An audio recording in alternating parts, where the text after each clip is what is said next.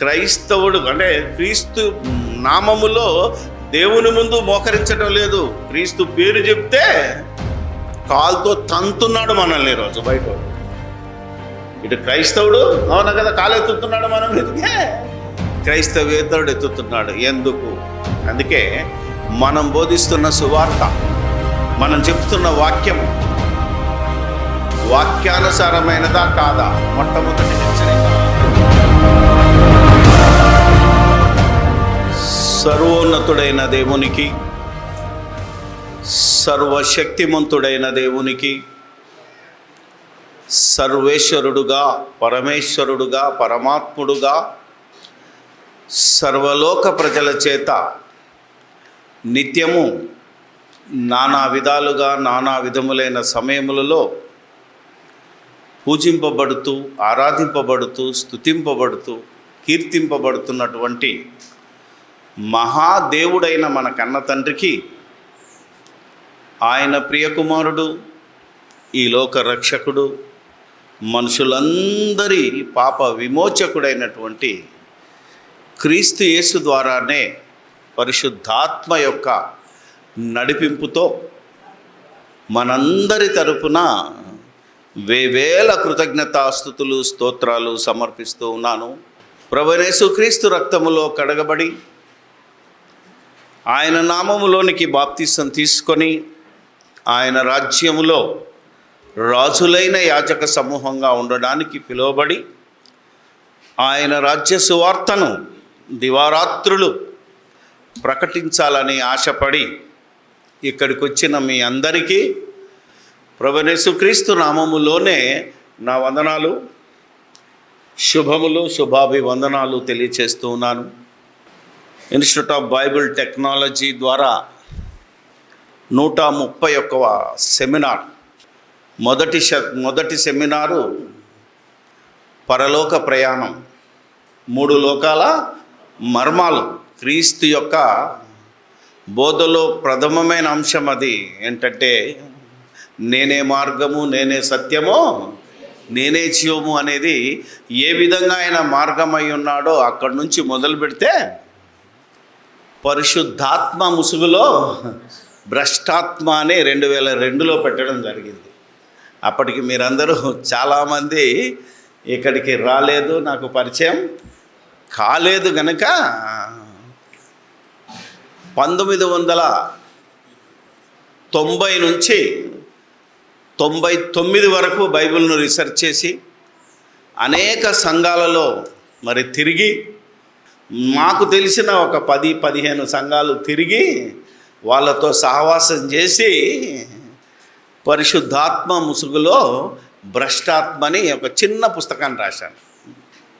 అది 12 పేజీలు ఉండొచ్చు.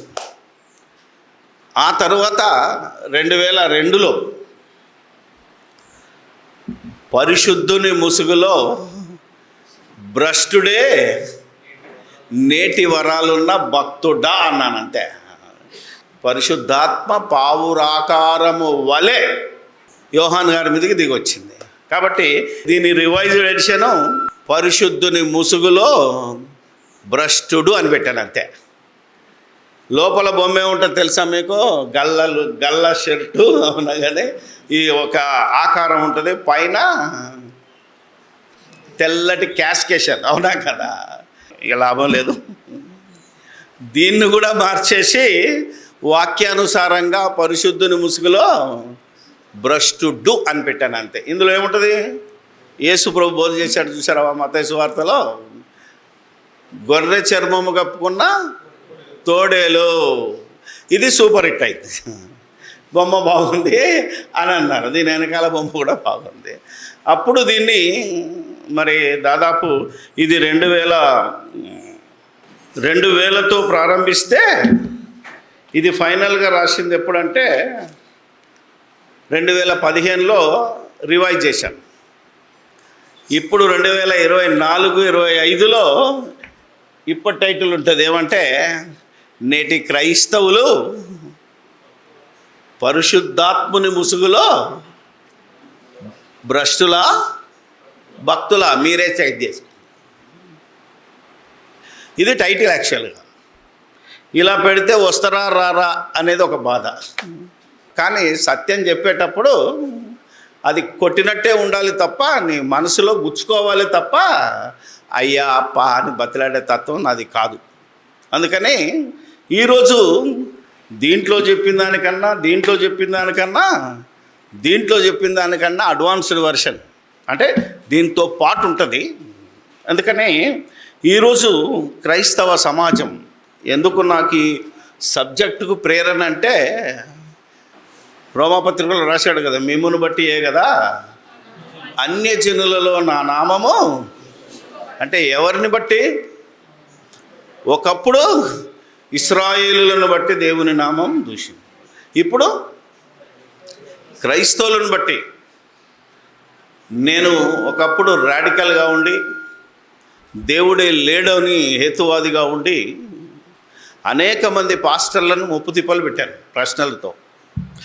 ఒకప్పుడు మరి హేతువాదులు కానీ ముస్లింలు కానీ ఇప్పటికీ పాస్టర్లను ఎలా క్వశ్చన్ వేస్తున్నారో అంతకంటే క్వశ్చన్ వేశాను నేను. ఎప్పుడైతే దేవుని చేత మరి సత్యం తెలుసుకున్నప్పుడు ఎంతటి హేతువాదైనా అంటే హేతు అంటే కారణం. ఎవడైతే కారణం అడుగుతున్నాడో కారణం అడిగేవాడికి జవాబు దొరికితే నోరు మూసుకోవాలి. నాకు జవాబు దొరికింది, నేను నోరు మూసుకున్నాను.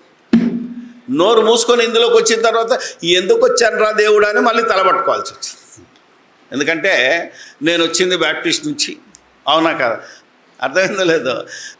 ఇలా అన్నిట్లోకి వెళ్ళి ఇక లాభం లేదు, ఏ బోర్డు పెట్టొద్దు అని నేనేం చేశానంటే ఒక బైబిల్ కాలేజ్ అని పెట్టి దీనికి పేరు పెట్టకుండా నేను మొదలు పెడితే క్రిస్టియన్లు ఏం చేశారంటే నన్ను నువ్వు బోర్డు పెడితేనే వస్తా, బోర్డు పెట్టకపోతే ఇందులోనే ఉన్నారు మహానుభావులు, అవునా కాదు.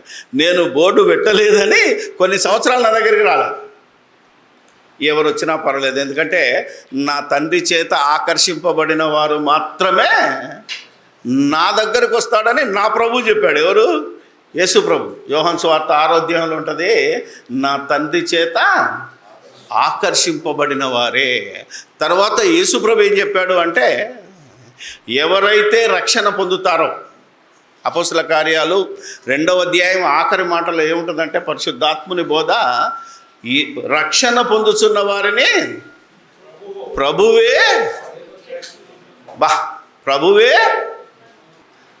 25 సంవత్సరాల నుంచి అనేక రాష్ట్రాలలో దేశ విదేశాల్లో ఉన్న భక్తులందరికీ ప్రశ్నిస్తూ బైబిల్ చదవండి, భక్తులను నమ్మకండి, చివరికి ఎవరిని నమ్మొద్దు, మనుషులను, బైబిల్ ఏమున్నది, మనుషులను ఆశ్రయించుట కంటే. యేసు ప్రభు ఏం చెప్పాడు మత్తయి సువార్త 10వ అధ్యాయంలో? మనుషులను గురించి ఏమండి, ఎవడింటికన్నా ఏం బోర్డు ఉంటుంది? కుక్కలున్నాయి జాగ్రత్తను, లేకపోతే అడవిలోకి వెళ్తుంటే పులులున్నాయి. కానీ యేసు ప్రభు ఏం చెప్పాడు? మనుషులు ఉన్నారు.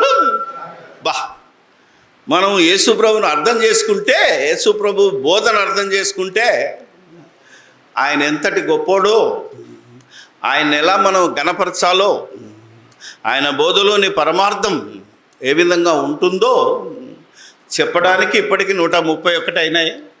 నేను దేవుణ్ణి కోరుకున్నది 2001లో స్టార్ట్ చేసినప్పుడు 125 సెమినార్లు చేస్తే చాలు తండ్రి అని అనుకున్నాను. ఎందుకంటే సంవత్సరానికి 5గా, మహా బతికితే 125 అనుకుంటే ఇప్పుడు 131కి వచ్చాను. ఇప్పుడు టార్గెట్ మార్చుకున్నా, ఏమో బతికిస్తే 150తో క్లోజ్. ఆ తర్వాత మనం ఇప్పటికే మాట్లాడలేం, అవునా? అందుకని 150 సెమినార్ల వరకు మీరు నాకు సహకరిస్తే ఈ క్రీస్తు యొక్క జయకేతనం, క్రీస్తు యొక్క ఉన్నతమైన స్థితిని ఈ ప్రపంచానికి చాటాలి. అందుకే ప్రతి వాని మోకాలు, నా గోల్ ఏంటిదో తెలుసా? నాకు తెలిసిన వాడు ఎవడైనా సరే, నాకు ఆఫీసర్ కానీ అటెండర్ కానీ మేధావివా నువ్వు ఎవరివైనా, ప్రతి వాని మోకాలు యేసుక్రీస్తు నామములో వంగి తీరాలి దేవుని ముందు. That is my goal. నువ్వు క్రైస్తవుడివా, రెవరెండువా, బిషప్పువా, ఇంటర్నేషనల్ స్పీకర్వా, మామూలు చిన్న గుడిసెలో ప్రార్థన చేసుకుంటున్న భక్తుడివా, ఎవరి బోధ ద్వారా అయినా యేసుక్రీస్తు ముందు, అవునా కదా, యేసుక్రీస్తు ద్వారా దేవుని ముందు మోకరించాలి. కానీ ఈరోజు 25 ఏళ్ళ నుంచి పోరాడుతున్నామో ఇప్పటికీ క్రైస్తవుడు అంటే క్రీస్తు నామములో దేవుని ముందు మోకరించడం లేదు. క్రీస్తు పేరు చెప్తే కాలుతో తంతున్నాడు మనల్ని ఈరోజు బయటోడు. ఇటు క్రైస్తవుడు, అవునా కదా, కాలు ఎత్తుతున్నాడు మన మీదకే, క్రైస్తవేతరుడు ఎత్తుతున్నాడు. ఎందుకు? అందుకే మనం బోధిస్తున్న సువార్త, మనం చెప్తున్న వాక్యము వాక్యానుసారమైనదా కాదా? మొట్టమొదటి హెచ్చరిక యేసు ప్రభు చేసిన హెచ్చరిక మరలా చెప్తాను నేను, ఎందుకంటే మర్చిపోతున్నారు మీరేమి వినుచున్నారో. మార్కు 4:24 మీరేమి నేను చెప్పని, నా బాబు చెప్పని, ఎవడని చెప్పని, మీరేమి వినుచున్నారో అది వాక్యంలో బైబిల్లో ఉందా లేదా చూసుకోవాలి. సెకండ్ పాయింట్ ఏంటి? అలా ఉన్నది బైబిల్లో ఉంటుంది, కానీ అలాగే ఉన్నదా లేదా క్రాస్ చెక్ చేసుకోవాలి. అపోస్తల కార్యాలు 17-11 ఉంటుంది. చివరిగా 2 కొరింథీ 13:5, ఇది ఇప్పటికి ముఖ్యానికి ఇది ఇంపార్టెంట్. ఇదైతే చదువుదాం. కొరింథీయులకు రాసిన 2వ పత్రిక 13వ అధ్యాయము. ఇది 25 ఏళ్ళ నుంచి నన్ను అనుక్షణము హెచ్చరిస్తున్న వాక్యం ఏంటంటే, మీరు విశ్వాసము గలవారై ఉన్నారో లేదో మిమ్మును మీరే శోధించుకొని చూచుకొనుడి, మిమ్మును మీరే పరీక్షించుకొనుడి. That is most important. మీరు భ్రష్టులు కాని ఎడల 2 కొరింథీ 13:5 మీరు భ్రష్టులు కాని ఎడల ఎవరితో చెప్తున్నాడు? ఇది పరిశుద్ధాత్మ యొక్క బోధ. ఎవరితో చెప్తున్నాడు? సంఘములో ఉన్నవాడితో, సంఘ కాపరితో సహా. నువ్వు ఏ సంఘంలో ఉండని, యూనివర్సల్ చర్చ్ ఏం చెప్తున్నాడు? మీరు విశ్వాసము ఉన్నారో లేదో మిమ్మల్ని గురించి మీరే, తర్వాత మీరు పరీక్షించుకోవాలి. నా విశ్వాసం బైబిల్ ప్రకారంగా ఉందా లేదా, నా విశ్వాసం వాక్యానుసారంగా ఉందా, నేను చెప్పిన మాట వాక్యంలో ఉందా లేదా అనేది ప్రతి బోధకుడు పరీక్షించుకోవాలి. నేను చెప్పిన మాటలను ఎవడైనా ప్రశ్నిస్తున్నాడా? ఒకవేళ వినకుండా అజాగ్రత్తగా విని మాట్లాడి ప్రశ్నిస్తే ఏం చేయాలి? తెలిసి కూడా కొందరు ప్రశ్నిస్తుంటారు. అప్పుడేం చేయాలి? మనం ప్రశ్న వేయాలి. యేసుక్రీస్తు సమాధానం అడిగిన వాళ్ళందరికీ చెప్పిండు. తింగరోళ్ళకి ఏం చేశాడు? అవునా కదా? ఆలోచన చేయండి.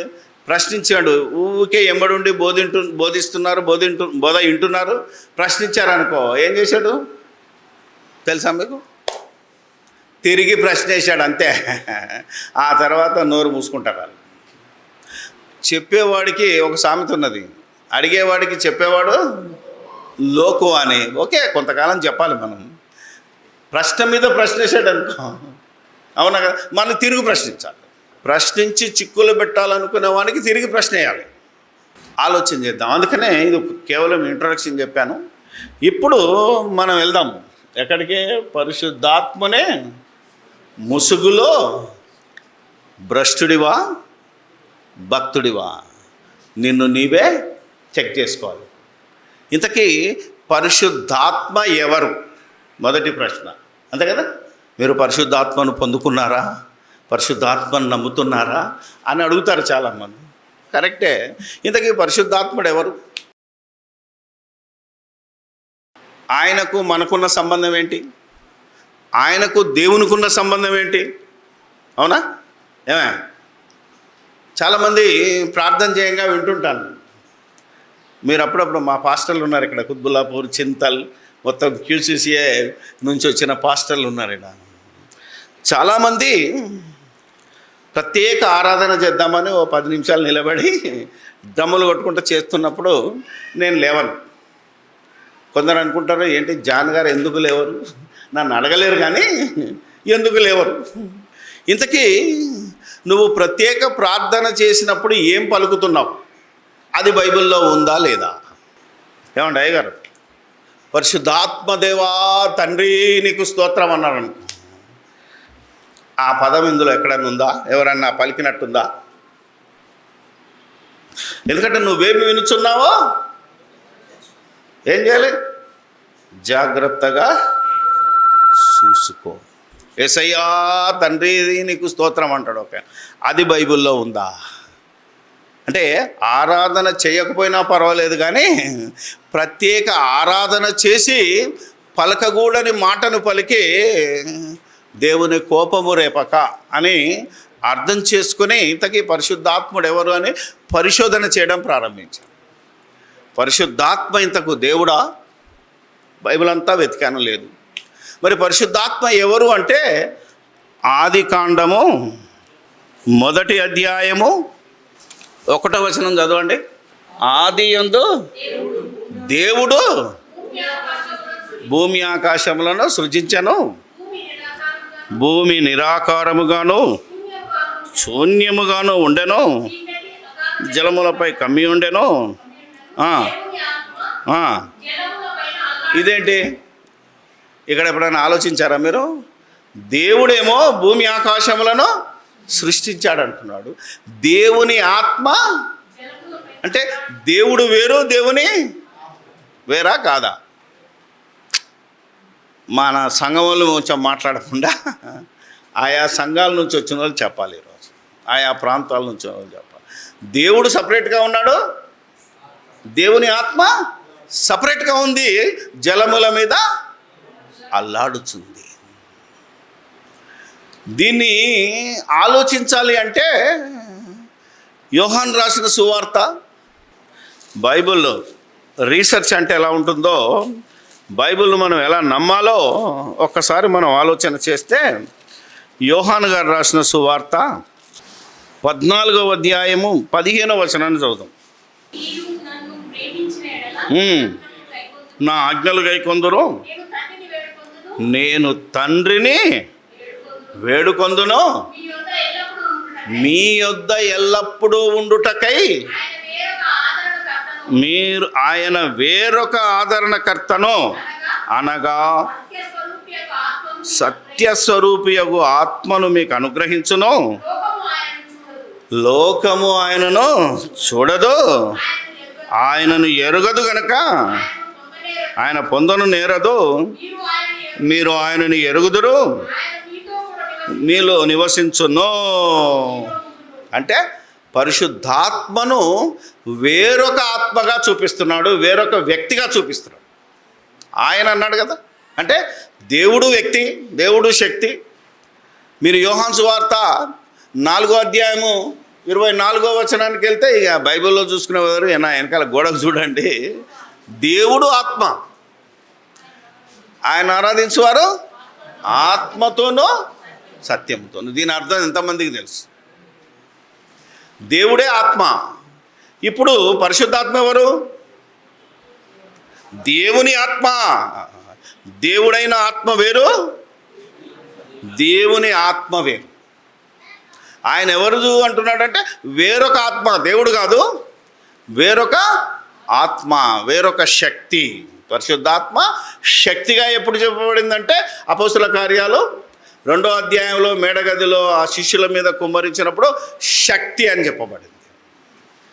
ఇక్కడ యేసు ప్రభు వ్యక్తిగా చెప్తున్నాడు. అంటే పరిశుద్ధాత్మ ఎవరంటే వ్యక్తి, శక్తి. కానీ ఆయన మనుషులకు కనబడడు. ఆయనను పొందినవారు తప్ప ఆయన యొక్క శక్తిని కానీ ఆయన యొక్క లక్షణాలను కానీ పొందలేరు. అంటుంటే పరిశుద్ధాత్మ దేవుని యొక్క ఆత్మ. ఎందుకంటే ఆ దేవుని ఆత్మే మీరు యేసు ప్రభుల వారు బాప్తిసం తీసుకున్నప్పుడు పైనుంచి ఏమొస్తుంది? ఒక సువార్థికుడు ఏం చెప్పాడంటే దేవుని ఆత్మ, అవునా కదా, పావురాము వలె ఆయన మీదకి దిగొచ్చింది అంటాడు. ఇంకొక సువార్థికుడు ఏమంటాడు? పరిశుద్ధాత్మ పావురాకారము వలె ఆయన మీదకి దిగివచ్చట సూచిస్తుంది. ఇవన్నిటిని మనం క్రోడీకరిస్తే పరిశుద్ధాత్మ, దేవుని ఆత్మ, ఆత్మ ఏదైతే బోల్డ్ లెటర్స్లో ఉంటుందో, ఏమా బోల్డ్ లెటర్స్ అంటే తెలుసుగా, ఒత్తుగా ఉంటుంది. ఆ ఆత్మని ఒత్తుగా ఉంటుంది. ఆ ఆత్మని ఇప్పుడు 16వ వచనం ఆఖరిలో ఉంటుంది చూడండి. వేరొక ఆదరణకర్తను అనగా సత్యస్వరూపియగో, ఇప్పుడు బైబిల్ తెరవండి, సత్యస్వరూపియగో ఆత్మ అన్న దగ్గర ఒత్తు లెటర్ ఉంటుంది, బోల్డ్ ఉంటుంది బైబిల్. ఎక్కడైతే ఆత్మ అని బోల్డ్ ఉంటుందో అదెవరు? పరిశుద్ధాత్మను సూచిస్తుంది. ప్రభు అని బోల్డ్ లెటర్లో ఉందనుకోండి, అది దేవుణ్ణి సూచిస్తుంది. ప్రభు అని మామూలుగా ఉందనుకోండి, అది యేసుక్రీస్తు ప్రభువును సూచిస్తుంది. ఇది ట్రాన్స్లేషన్ చేసేవారి రూలు. ట్రాన్స్లేషన్, బైబిల్ను తెలుగులో ట్రాన్స్లేషన్ చేసిన వారు పాటించిన పద్ధతి ఇది. మనం తెలుసుకోవాలి బైబిల్ చదివేటప్పుడు. ఇంకొక మాట చెప్తున్నాను, తెలుగు బైబిల్ కానీ, ఇంగ్లీష్ బైబిల్ కానీ, కన్నడ బైబిల్ కానీ, తమిళ బైబిల్ కానీ, ఈ లోకంలో హీబ్రూ గ్రీకు, ఆదిమ హీబ్రూ గ్రీకు తప్ప మిగతా బైబిల్లో ఉన్న తర్జుమాలన్నీ పరిశుద్ధాత్మ ప్రేరణతో రాయబడలేదు. ఇది గుర్తుపెట్టుకోవాలి ముందు క్రైస్తవులమైన మనం. పరిశుద్ధాత్మ ప్రేరణ ఎవరికి ఇచ్చారు? మొదట్లో మోషే మొదలుకొని యోహాను గారి వరకు, అంటే 66 పుస్తకాలు వారి చేతులతో రాశారు. చూసావా, చేతి వ్రాత అంటారు అది. వాళ్ళు ప్రేరణతో రాశారు. ఇప్పుడు తర్జుమా చేసిన వాళ్ళు భాషా జ్ఞానంతో చేశారు. అంటే గ్రీకు నేర్చుకొని గ్రీకులో నుండి తెలుగులోనికి తర్జుమా చేశారు. ఇది తెలుసుకోవాలి మనం క్రైస్తవులం. మనం చాలామందికి తెలియదు, ఎందుకంటే తెలుగు కూడా పరిశుద్ధాత్మ ప్రేరణతో. ఇది రాసిన ఆయన కొందరిలో ఒక ఆయన పేరు ఆనందరాయుడనే బ్రాహ్మణుడట, నెల్లూరు. అవునా కదా? వాళ్ళకు పరిశుద్ధాత్మ ఎందుకున్న వాళ్ళు దేవుణ్ణి నమ్మలేదు కదా. దేవుని నమ్మినోనికి, యేసుక్రీస్తుని నమ్మినోనికే పరిశుద్ధాత్మ ఉంటుంది. ఆ పరిశుద్ధాత్మ మనల్ని నడిపిస్తుందే తప్ప బైబిల్లో ఏమున్నదో మనల్ని అర్థం చేసుకొని దేవుని ఆత్మ చేత వాక్యాన్ని పరిశీలించి మనం ఎలా బోధించాలో, మనం ఎలా నేర్పాలో, మనం ఎలా ప్రార్థన చేయాలో పరిశుద్ధాత్మ మన తరపున దేవునికి విజ్ఞాపన చేస్తుంది. ఇది క్రైస్తవులమైన మనం ముందు ముఖ్యంగా తెలుసుకోవాలి. ప్రేరణ వేరు, నడిపింపు వేరు. ఇప్పుడు మనందరికీ ఏముంటుంది? పరిశుద్ధాత్మ యొక్క నడిపింపు ఉంటుంది, పరిశుద్ధాత్మ ప్రేరణ ఉండదు. ఇప్పుడు నేను ఒక బుక్ రాశాను. ఈ బుక్ ఎలా రాశాను? ప్రేరణతో కాదు. చాలామంది రాసుకుంటారు నన్ను పరిశుద్ధాత్ముడు ప్రేరణతో కాదు, బైబిల్లో ఉన్నదానిని ఆలోచించి పరిశుద్ధాత్మ చేత నడిపింపబడి పుస్తకాలు రాస్తాం మనం. ఇలా బైబిల్ను తర్జుమా చేసిన వాళ్ళు కూడా అంతే తప్ప మరొకటి కాదు. ఇది గుర్తుపెట్టుకోవాలి. ఎందుకంటే మొట్టమొదటి భక్తులను ప్రేరేపించింది వాళ్ళు రాసిన గ్రంథాలను, ఒరిజినల్ గ్రంథాలను మనోళ్ళు కాపీ చేసి తెలుగులోకి అనువదించారు. అనువదించినప్పుడు కొన్ని పదాలు సరిగ్గా దొరకకపోతే పర్యాయ పదాలను పెడతారు, అంటే దగ్గర అర్థం ఉన్న సంగతులను వాడుకున్నారు, అంతే తప్ప మరొకటి కాదు. కాబట్టి ఇప్పటికి మనకు అర్థమైంది ఏంటిది? పరిశుద్ధాత్మ దేవుని యొక్క ఆత్మ. మరి దేవుడే ఆత్మ కదా అన్నావు అనుకోండి, దేవుడైన ఆత్మకు, దేవుడు పరిశుద్ధుడు కనుక ఆయన ఆలోచించే విధానము, ఆయన పని విధానాన్ని పర్యవేక్షించటానికి తనలో ఉన్న ఆత్మను దేవుడు ఒక వ్యక్తిగా, ఒక శక్తిగా మనకు అనుగ్రహించాడు. ఒకప్పుడు ఈ పరిశుద్ధాత్మ ఆయా ప్రవక్తల మీద వాలి లేదా ప్రేరేపింపబడి, ఒక మోషేను ప్రేరేపిస్తే 5 కాండాలు రాసి, ఒక యెహోషువను ప్రేరేపిస్తే ఆయన ఒక గ్రంథం రాసి, ఒక సమూయేలును ప్రేరేపిస్తే 4 గ్రంథాలు రాసేసి, ఒక దావీదును ప్రేరేపిస్తే కొన్ని కీర్తనలు రాసి, ఒక సొలొమోను, ఒక మీకా, ఒక దానియేలు, వీళ్ళందరినీ అప్పుడప్పుడు వచ్చి ప్రేరేపించి వెళ్ళిపోయాడు. వాళ్ళు పాత నిబంధన రాశారు. క్రొత్త నిబంధనలో 27 పుస్తకాలను, ఒక మత్తయి, మార్కు, లూకా, యోహాను, తర్వాత యాకోబు, యూదా, వీళ్ళే కనబడతారు. వీళ్ళను ప్రేరేపించి రాసిన తర్వాత పౌలు భక్తుడు ఒక మాట అంటాడు. అది మన ఆలోచింపజేసిన విధానం ఏంటంటే, పౌలు భక్తుడు ఒక రాశాడు. ఆయన అపోస్తలుడు కదా. గలతీలకు రాసిన పత్రిక 1వ అధ్యాయము 6-9 క్రీస్తు కృపను బట్టి మిమ్మును పిలిచిన వానిని విడిచి ఇది భిన్నమైనది అంటే సువార్త లాగే ఉంటుంది తప్ప సువార్తగా, సువార్తను నమ్మించినట్టే ఉంటుంది సువార్తగా, అది భిన్నమైన సువార్త. చూచు అది మరి ఒక సువార్త కాదు కానీ క్రీస్తు సువార్తను చెరుపగోరి ఆల్రెడీ 1వ శతాబ్దంలోనే అపోస్తలులు బోధించిన సువార్తను చెరపగోరి, అవునా కదా, మిమ్మల్ని మోసపుచ్చడానికి బయలుదేరారు. అందుకనే మత్తయి సువార్తలు కదా మనం చదువుకున్నది.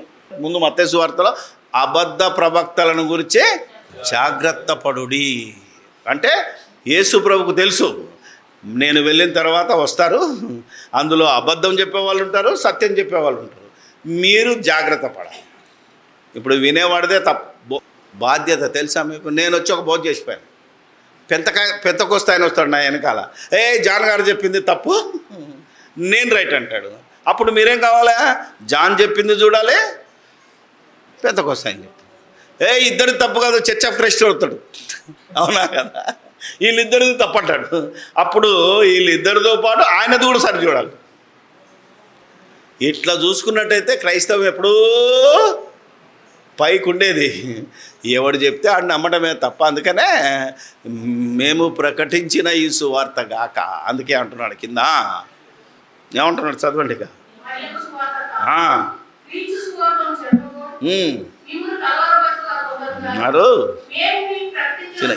కాక మరి ఒక సువార్తను మేమైనను, ఇక్కడున్నది పాయింట్, మరి ఒక సువార్తను మేమైనను అంటున్నాడంటే మేము ముందు రాసి పెట్టాం. ఏదైతే దేవుడు మమ్మల్ని ప్రేరేపించాడో ఆత్మ ప్రేరేపణతో రాసి మీకు ఇచ్చేసాం. మళ్ళీ వెనకషీరు వచ్చి అవునా కదా అది తప్పు ఇది రైటు అని మేం చెప్పినా మీరు అంటే ఒకేసారి పరిశుద్ధాత్మ చేత ప్రేరేపింపబడి రాయబడిన పుస్తకం ఇది.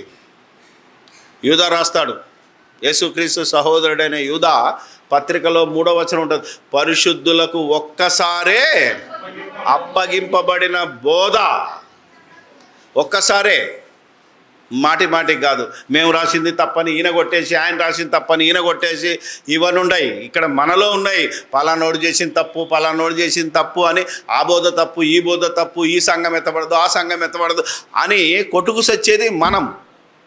మనలో పరిశుద్ధాత్మ ఉందా లేదా చెక్ చేసుకోవాలి.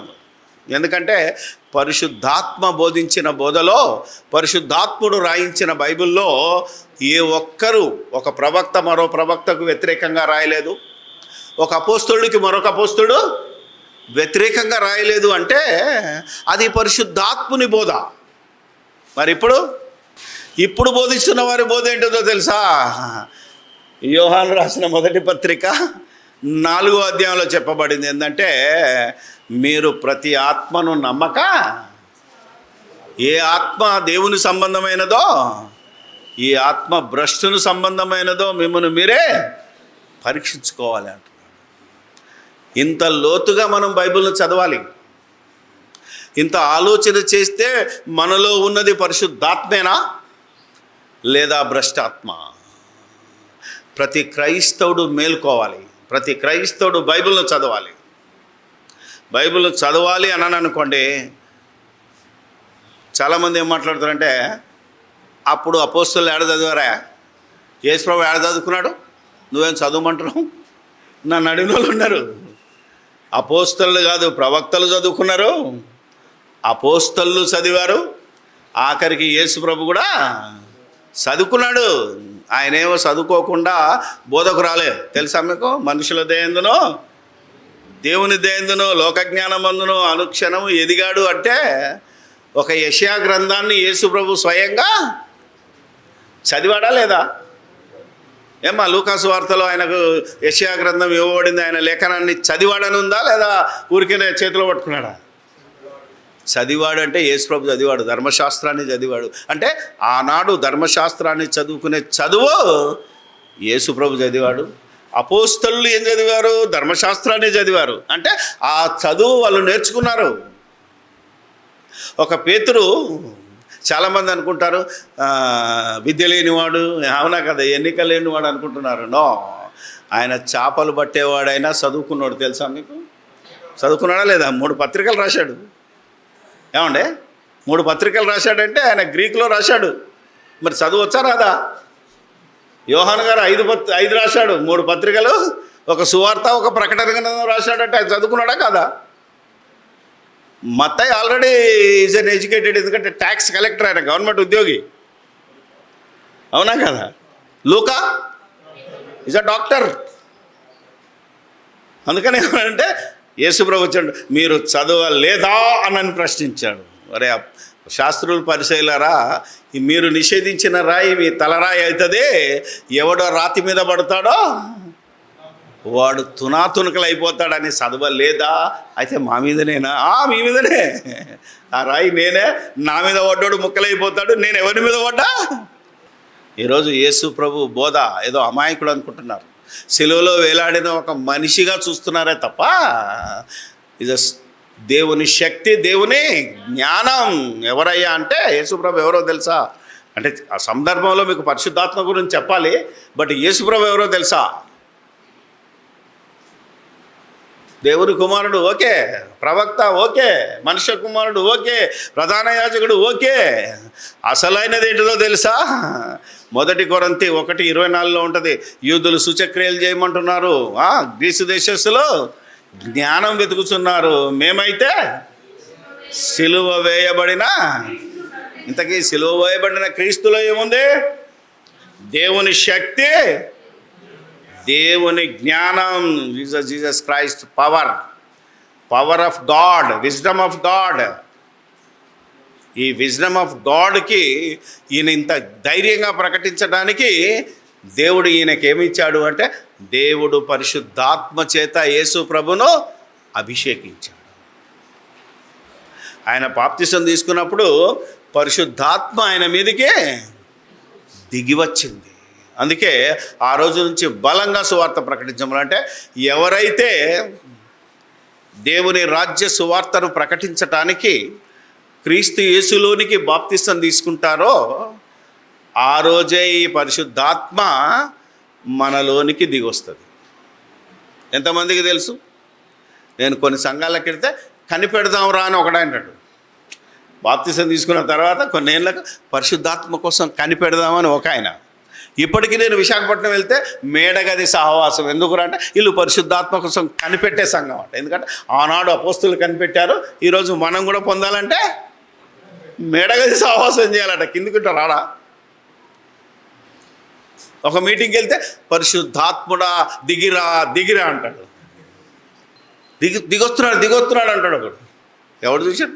ఎందుకంటే లోకం ఆయనను చూడదు.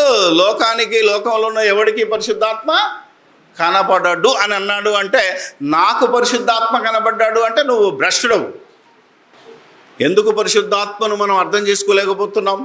ఇంతకీ పరిశుద్ధాత్మ వచ్చినవాడు ఎలా ఉంటాడు? అవునా కదా? ఇవన్నీ ముందు చెప్తున్నాను మీకు. తర్వాత ఇక భ్రష్టుడా భక్తుడు అనేది మళ్ళీ మనం నేర్చుకోవాలి. ముందు దిస్ ఈజ్ ఇంట్రడక్షన్. నేను చెప్పిన అనుకోండి, ఈరోజు నేను రెఫరెన్స్ ప్రకారంగా చెప్తున్నా, ఈడ విన్నోళ్ళు లేదా యూట్యూబ్ చూసినోడు కింద కామెంట్ చేస్తుంటాడు, ఏమని, నీకు ఈ వచనం తెలియదా, నీకు ఈ వచనం. నాకు అన్నీ తెలుసు. ఆదికాండం నుంచి ప్రకటన గ్రంథం వరకు పరిశుద్ధాత్ముడు ఎవరో, ఆయన ఏం చేస్తున్నాడో, ఎలా ఉంటాడో ఈరోజు ప్రపంచ క్రైస్తవ్యానికి తెలియజేయడానికి నాకు తెలిసింది మాత్రమే.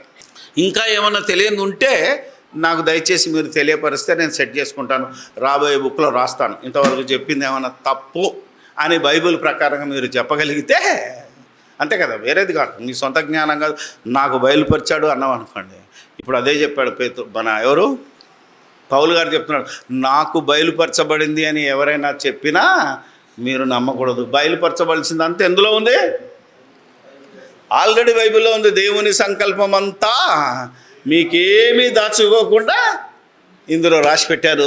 మీరు దానిని చదివిన ఎడలా ఏం చేయాలి? మనం దీన్ని చదవాలి, ప్రార్థనాపూర్వకంగా అడగాలి. పరిశుద్ధాత్మ సహాయముతో మీరు ప్రార్థన చేస్తే దేవుడే మీకు జ్ఞానాన్ని ఇస్తాడు. దేవుడే మీకు ఎలా బోధించాలో నేర్పిస్తాడు. తెలుసా మీకు? మనం ఎలా ప్రార్థన చేయాలో ఎవరు నేర్పుతారు మనకు?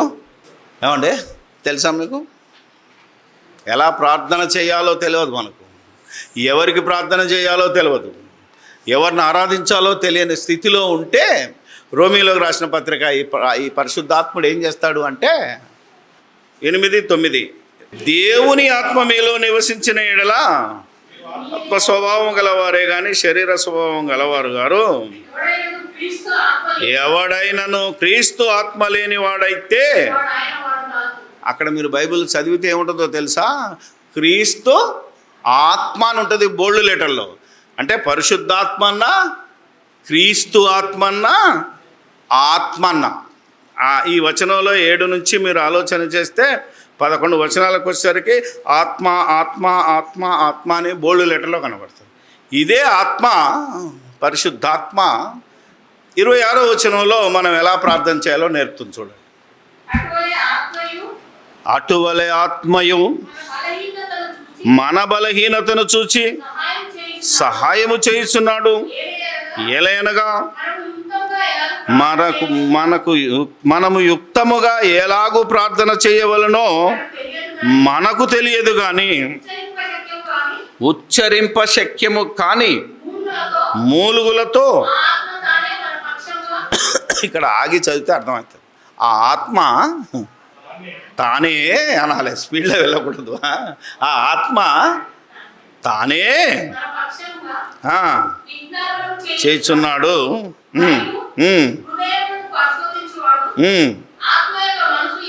ఎరుగును. ఏలయనగా ఎవరు? ఆయన అంటే పరిశుద్ధాత్మ దేవుని చిత్త ప్రకారము పరిశుద్ధుల కొరకు విజ్ఞాపనము. అంటే ఇప్పుడు మనలో ఉండి విజ్ఞాపన చేసేది ఎవరు?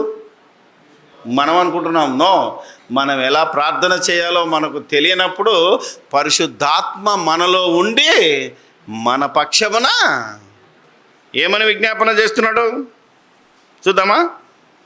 ఏమని చేస్తున్నాడో తెలుసా? మన పక్షమున విజ్ఞాపన చేస్తున్నాడు. ఏమని అంటే 15వ వచనం ఎలా ప్రార్థన చేస్తున్నాడో చూడు. ఎలాగనగా ఆత్మను పొందలేదు కానీ ఆత్మ కలిగిన వారమై మనము అబ్బా పాట పాడుతుంటారు. అబ్బా తండ్రి అని ఒక పాట ఉంటుంది తెలుసా? స్తుతించే పాటలో ఎవరు పలుకుతున్నారు ఆ మాట? పరిశుద్ధాత్ముడు దేవుణ్ణి ఏమడుగుతున్నాడు? పరిశుద్ధాత్మ ఏమడుగుతున్నాడు దేవుణ్ణి? అబ్బా. మనమేం అడుగుతున్నాం పరిశుద్ధాత్మను? అబ్బా తండ్రి అని పరిశుద్ధాత్మను నువ్వు అడగడం ఏంటి? ఏమా ఆరాధనలో పరిశుద్ధాత్మ తండ్రి నీకు స్తోత్రం అంటున్నావు అంటే అసలు నీలో పరిశుద్ధాత్ముడిని ప్రార్థన చేస్తున్నావా, నీ సొంత ఆత్మతో ప్రార్థన చేస్తున్నావా? ఎవరైతే పరిశుద్ధాత్మ కలిగి ఉంటారో వాళ్ళు ఎవరికి ఏమని ప్రార్థన చేస్తారో దేవునికి? అబ్బా తండ్రి, పరలోకమందున్న మా తండ్రి అని ప్రార్థన చేసిన వాళ్ళు పరిశుద్ధాత్మ సహాయముతో ప్రార్థన చేసిన. ఎవరైతే పరిశుద్ధాత్మనే తండ్రి అని ప్రార్థన చేశారనుకో వాళ్ళెవరు? మీరే ఆలోచించుకోవాలి. ఎందుకంటే వాక్యానికి విరుద్ధమైన ప్రార్థన, బైబిల్లో ఉన్న బోధకు విరుద్ధమైన ప్రార్థన దేవుని దగ్గరికి చెల్లదు. ఎవరికైనా లెటర్ రాయాలంటే ఏం రాస్తాం? టు అనే పేరు పెడతాం, అవునా కదా? కింద మ్యాటర్ రాస్తాం, కింద ఇట్లు భవదీయుడు, అవునా కదా? సంతకం. అంటే ఇప్పుడు దేవునికి మొరపెట్టే వాళ్ళు ఏం చేయాలి? పరలోకమందున్న మా తండ్రి, ఇక నువ్వు అడగవలసిందంత అడిగి చివరికి ఏమంటావు? యేసు నామములో ఈ ప్రార్థన, ఈ మనవులు అడిగి వేడుకొనుచున్నాం.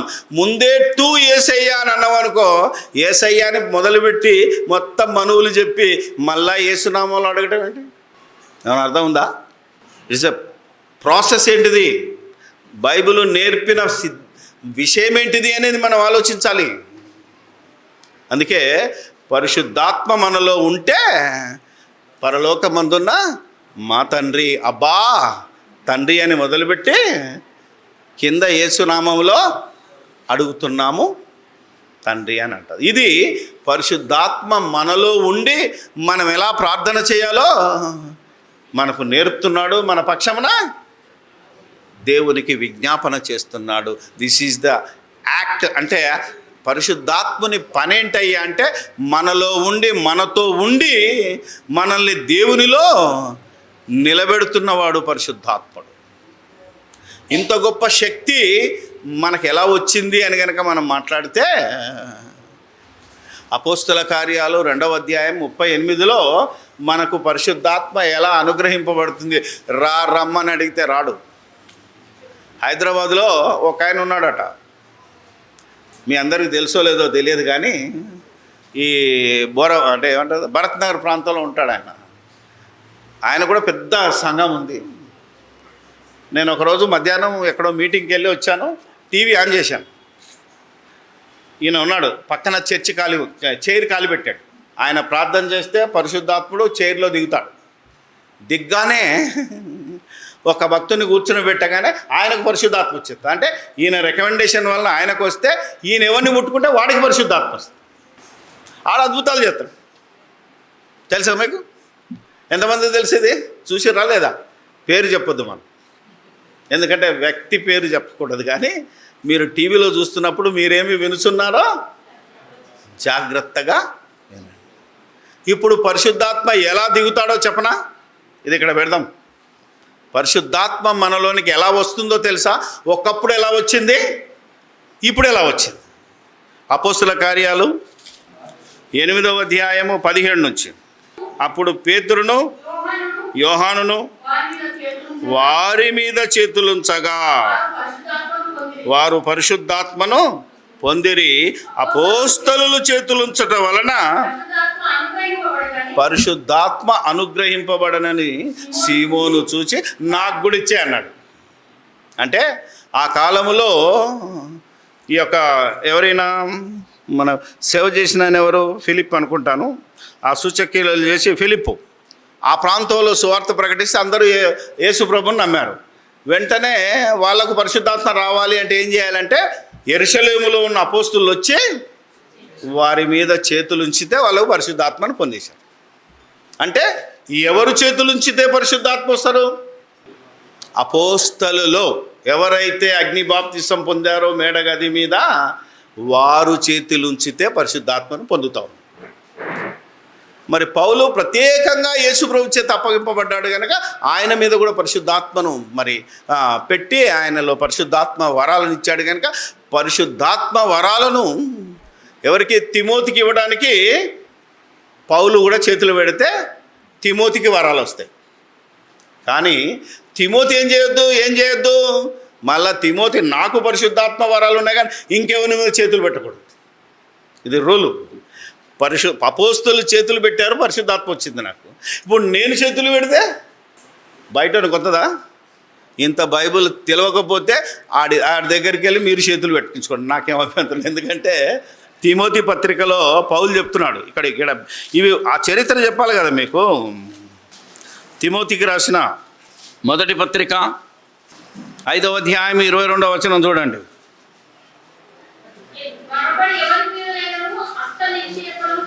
త్వరపడి ఎవరి మీదనైనాను హస్త నిక్షేపణ నీకు అధికారం లేదు. నేను చేతులు ఉంచితే నీకు వచ్చింది, ఇక నువ్వు ఎవడి మీద చేతులు పెట్టడానికి వెళ్ళలేదు. పరుని పాపములో పాలివాడై ఉండొద్దు. అంటే ఇంకొకడు మళ్ళా చేతులు పెట్టి దిగురా అని ఇలా నెత్తి మీద పొడిచి పడు అని కానీ లెమ్మని కానీ ఎవడికి అధికారం లేదు బైబిల్లో. మరి అపోస్తులు ఎవరు? అపోస్తులను పిలవడానికి నీకు ఎవరిది? ఇప్పుడు ఎవడు పడతాడు అపోస్తులు అయిపోయాడు, ఎవడు పడతాడు బిషప్ అయిపోయాడు, ఎవడు పడతాడు ప్రవక్త అని చెప్పుకుంటున్నాడు ఈ రోజుల్లో. ప్రవక్త అంటే ఏముండాలో తెలుసా? పాత నిబంధనలో దేవుని తరపున ఆనాడు లేని సంగతులన్నీ ప్రవచించినవాడు ప్రవక్త. అంటే ఒక మోషే ప్రవక్త. ఎందుకంటే అప్పటికి వాళ్ళకి ఆజ్ఞలు లేవు, వాళ్ళకి ఏది లేదు కాబట్టి మోషే రాశాడు, పరిశుద్ధాత్మ ప్రేరేపణ చేత పలికాడు కనుక ఆయన ప్రవక్త. అలా దానియేలు ప్రవక్త, అలా యెషయా ప్రవక్త, ఆయన అందరూ ప్రవక్తలే. కానీ ఇప్పుడు ప్రవక్త ఎవడు? దేవుడు చెప్పనిది చెప్పితే ప్రవక్త. ఇప్పుడు దేవుడు ఏమైనా చెప్పలేదా మనకు? దాచిపెట్టాడా? అంతా చెప్పేశాడు, మర్మమంతా ఇప్పేశాడు. ఇక నువ్వు ప్రవక్తగా పిలవడానికి వీల్లేదు. పోనీ నువ్వు అపోస్తలుడువా? పిలువచ్చుకోవడానికి అపోస్తులైన ఈరోజు మన దగ్గర చుట్టుపక్కల ఉన్నారు. నేను అపోస్తులు అంటున్నాడు, మన మధ్యలో తిరుగుతున్నారు, మనమేం అనొద్దు. ఇప్పుడు అపోస్తులుడు ఎవడో చూద్దాం. అపోస్తుల కార్యాలు. అపోస్తులను పిలిపించుకోవాలంటే ఏంటిదో తెలుసా? ఒకసారి చూద్దాం. యూదా ఇస్కరియోతు స్థానం ఖాళైంది కనుక ఆ స్థానం భర్తీ అవ్వాలి, అతడు అపోస్తులుగా పిలువబడాలంటే అపోస్తుల కార్యాలు 1వ అధ్యాయం 21. ఈరోజు పరిశుద్ధాత్ముని ముసుగులో భ్రష్టులు ఎలా చెలరేగిపోతున్నారో, భక్తులు ఎలా నోరు మూసుకుంటున్నారో మనం ఆలోచించాలి. 21. కాబట్టి యోహాను బాప్తిసం ఇచ్చినది మొదలుకొని ప్రభు అయిన యేసు మన యొద్ద నుండి పరమునకు చేర్చుకున్న దినము వరకు ఆయన మన మధ్య సంచరించి ఉండిన కాలమంతయు మనతో కలిసి ఉన్న వీరిలో ఒకడు మనతో కూడా ఆయన పునరుత్థానమును గూర్చి సాక్షి అయి ఉండుట అవశ్యము. అంటే యోహాను బాప్తిసం ఇచ్చిన కాలములో ఆయన బాప్తిసం ఇచ్చినప్పుడు బతుకున్నోడు, చూసినోడు మొదలుకొని యేసుతో పాటు తిరిగి, యేసు నా కాలంలో చూసి, యేసు మరణించి సమాధి చేయబడి తిరిగి లేపబడి మరలా 40 రోజులు కనబడి ఆయన పునరుత్థానానికి సాక్షిగా ఎవడైతే నిలబడ్డాడో అతడే అపోస్తలుడు. నేను అపోస్తలుడిని బిరుదు పెట్టుకోవాలంటే ఏముండాలి? ఈ ఎలిజిబిలిటీ ఉందా నాకు? నీకుందా? ఏమన్నా మీకుందా? ఎప్పుడిది? 2000 సంవత్సరాలకి దేవుడు బతుకున్నాడు, ఆడపోస్తాడు. యేసు మరణ సమాధి పునరుత్థానానికి సాక్షులు ఎవరో? కళ్ళతో చూసిన వాళ్ళు, ఆయన మాటలు చెవితో విన్నవాడు అపోస్తలుడు. ఇప్పుడు మేమన్నా ఉన్నావా? ఇప్పుడు బిషప్ అని పిలవాలంటే తిమోతి పత్రికలో ఉంటుంది, తీతు పత్రికలో ఉంటుంది. ఆడెవడో తెలుసా? ఏకపత్ని వ్రతుడై ఉండాలి, విశ్వాసము గల 2 పిల్లలై ఉండాలి, అతడు సంఘముతో పాటు సంఘపు వెలుపలి వారితో కూడా మంచోడుగా పిలువబడాలి, దుర్వ్యాపారము నిమిత్తము. అవునా కదా? చెడ్డ పేరు. దుర్వ్యాపారం ఏంటిది? పాస్టర్ అంటే పాస్టరే, ఇల్లు అమ్మియాలా, కొనియాలి, బ్రోకర్ దందా ఉంటుంది చూసావా? పెళ్లి సంబంధాలు చూడాలి, పైసలు తీసుకోవాలి. వీళ్ళంతా దుర్వ్యాపారం, డబ్బుతో కూడిన వ్యాపారం చేసినోడు ఎవడు బిషప్గా ఉండడానికి వీల్లేదు. ఒకే భార్య ఉండాలి, పైన సెటప్ ఉండకూడదు. అర్థమైందా లేదా? ఈరోజు డబ్బుల కోసం బిజినెస్ వీళ్ళంతా బిషప్పులుగా ఉండడానికి పిలువబడరు. అంటే ఈరోజు అసలు పరిశుద్ధాత్మ పొందాం, మేమే భక్తులము, మేం తప్ప ఇంకోడు భక్తులు లేడని ఈరోజు ప్రజలను ఏ విధంగానైతే ఇదిగో కుర్చీలోకి వచ్చేసాడు, నువ్వు కూర్చో అని చెప్పేవాడు, అదిగో దిగుతున్నాడు చూస్తున్నావా, దిగిరా మంట మంట మంట అంటాడు ఒకడు. ఎక్కడికి మంట? మంట ఎప్పుడో ఉన్నది, మంట అయిపోయింది. మంటలో 12 మంది అగ్ని బాప్తిసాన్ని పొందారు. మనకేమున్నది బాప్తిసము? మనకెలా ఉన్నది అభిషేకం అంటే అపోస్తల కార్యాలు 2:38. ఇవన్నీ చెప్తామంటే ఎప్పుడైతే బుక్ రాశానో సగం మంది నన్ను పిలుస్తలేరు. ఏం చేద్దాం? ఇక నేనే పిలిచి, అవునా కదా, ఖర్చు పెట్టుకొని చెప్పాల్సిన పరిస్థితి. సత్యం చెప్పుదామంటే ఎవడు రాడు. అందుకని సత్యానికి సాక్షి ప్రభువైన యేసుక్రీస్తు యొక్క బోధకు సాక్షి అపోస్తలుల బోధ. అందుకే 2:38 ఏమున్నది? పేతురు, మీరు మారు మనసు పొంది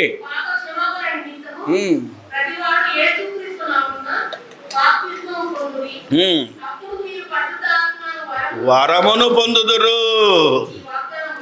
ఈ వాగ్దానము మీకును మీ పిల్లలకును దూరస్తులందరికీ తన యొద్దకు పిలిచిన వారందరి.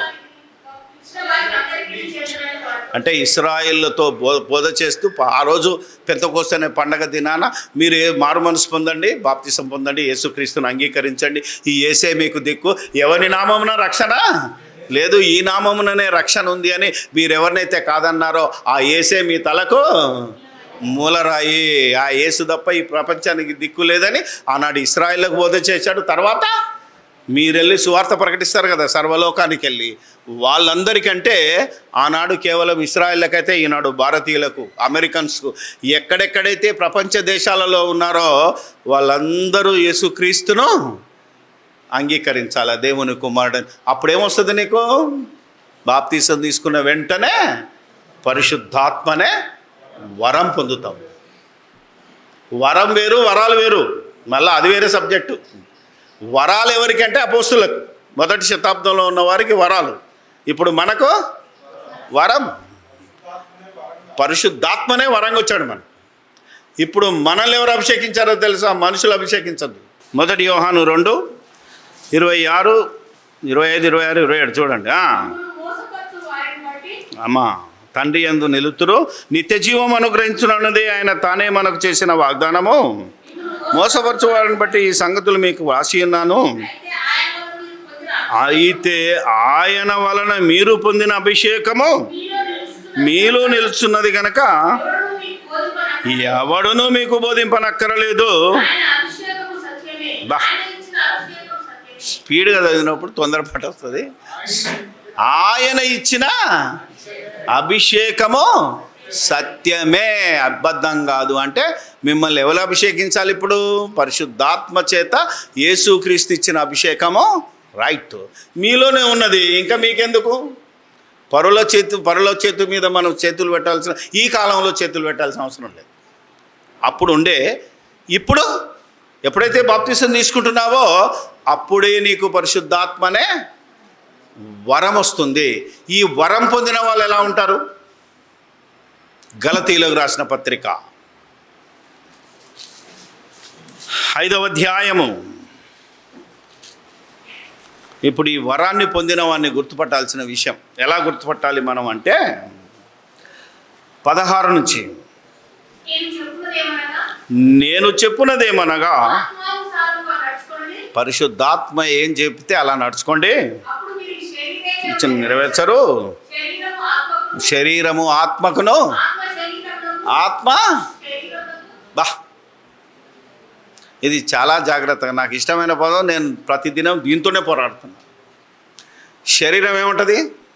అటు చూడు, చూసిందల్లా తినే అంటది. పరిశుద్ధాత్మ ఏముంటుంది? మనలో ఉన్న పరిశుద్ధాత్మ తప్పు, అవునా కదా? అటు చూడకో అంటే మనం ఏం చేస్తాం? చూడొద్దు అన్నదే చూసుకుంటూ మొదలు పెడతాం. తెలుసా నీకు? ఇది రోజు జరిగే ఫైట్. దీన్నే మారు మనసు అన్నాడు, అంతే కదా? మారు మనసు అంటే కనబడ్డది తినది అనేది మనసు, కనబడ్డది తినకూడదు అనేది మారు మనసు. ఇది ఎవరుంటారు హెచ్చరిస్తారంటే మనలో ఉన్న ఆత్మ. ఈవెన్ మన దేవుడైన ఆత్మ, మనలో ఒక భాగంగా ఉన్న ఆత్మ హెచ్చరిస్తుంటుంది. దానికి బలహీనమైనది కనుక పరిశుద్ధాత్మ మనలోకి వచ్చినప్పుడు రెండు ఫైట్ చేస్తుంటాయి. ఏమని? శరీరము ఆత్మకును, ఆత్మ విరోధముగా అపేక్షించను, వ్యతిరేకముగా ఉన్నవి కనుక చేయ నిశ్చయింతురో వాటిని. బా, ఏదైతే చేయాలనుకుంటామో అది చేయలేని పని. ఎందుకంటే ఎవడు శరీరానికి బలహీనుడో, ఎవడు శరీరానుసారుడో శరీరం ప్రకారంగా వెళ్ళిపోతాడు. ఎవరు ఆత్మానుసారులో వారు ఆత్మ విషయముల మీద ఆలోచిస్తారు. ఇప్పుడు మన లోపల సంఘర్షణ ఏంటిది? రోజు ఇదే, చూసిందల్లా తే అంటది. ఎందుకంటే శరీరాశ, నేత్రాశ, ఇది శరీరం కోరుకుంటుంది. ఇది శరీర ధర్మం కూడా. ఏమండే, ఇప్పుడు రోడ్డు మీద వెళ్తున్నాం, ఒక మామిడి చెట్టు, పొద్దున మా మామిడికాయలన్నీ వెనకాల కూడా ఎత్తుకుపోతున్నాడు, అవునా కదా? అంటే చూసిందల్లా తెంపుకొని తినాలనేది మనసు, తప్పే ఉన్నది. ఏ మనిషికి ఆలోచన ఎందుకు? ఆ శరీరమే కాదు, మళ్ళా మీరు కనుక గమనిస్తే మంచి పండు కనబడదు అనుకో, జామ పండు. ఏమ్మా, నువ్వు రెవరెండువా, నువ్వు బైబిల్ కాలేజీ డైరెక్టరువా, ఏం చిట్రా, అది తినాలనిపించదా? ఖచ్చితంగా తినాలనిపిస్తుంది. ఇది శరీర ధర్మము. ఇది లేకపోతే కూడా నువ్వు మనిషివి కావు. ఎందుకంటే శరీరానికి ఒక ఇచ్చి ఉంది, దానికి ఒక కోరిక ఉంది. ఈ శరీరాన్ని ఇచ్చిన దేవుడే దీనికి ఒక ఇచ్చని కూడా పెట్టాడు, దాని ఇష్టం. మరి ఆత్మ చేంజ్ చేయాలా? పండు మంచిగా ఉంది బిడ్డ, తినొచ్చు, కానీ అది నీది కాదు. ఏంటిది అది? పక్కింట్లో ఉన్నది వాడు తినాలి, పెట్టుకున్నాడు తినాలి. అది మారు ఈ మారు మనసును అనుగ్రహించేదే పరిశుద్ధ ఆత్మ. ఎంతరు ఈ ఆత్మ చేత నడిపింపబడుదురో వారు ధన్యులు. ఇలా నడిపింపబడక మనం పరిశుద్ధాత్మను చంపి మన ఇష్టానుసారంగా వెళ్ళిపోతున్నాం. కనుకనే మీరేమి నిశ్చయింతురో దానిని పొద్దున్నే లేచి ప్రార్థన చేసుకుంటాం. రాత్రి పడుకోటప్పుడు చేయాలా, పొద్దున్న చేసుకుంటాం టైం లేకపోతే. లేవంగానే ఏం చేస్తాం? ప్రార్థన. ఈరోజు ఎవరితో కొట్లాడ పెట్టుకోవద్దు, అవునా కదా? అందరితో బాగుండాలి, క్షేమంగా ఆరోగ్యంగా ఆనందంగా ఉండాలనిపిస్తుంది.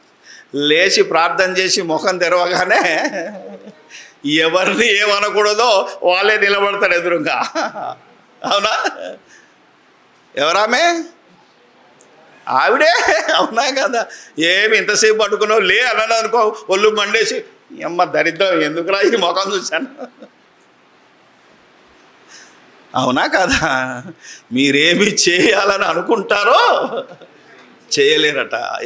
చేయాలి అంటే పరిశుద్ధాత్మ మనలో అందుకేనా మనల్ని పరిశుద్ధాత్మ అనే వరముతో బాప్తిసం తీసుకున్న రోజే దేవుడు మనల్ని అభిషేకించాడు. ఇప్పుడు చెప్పు.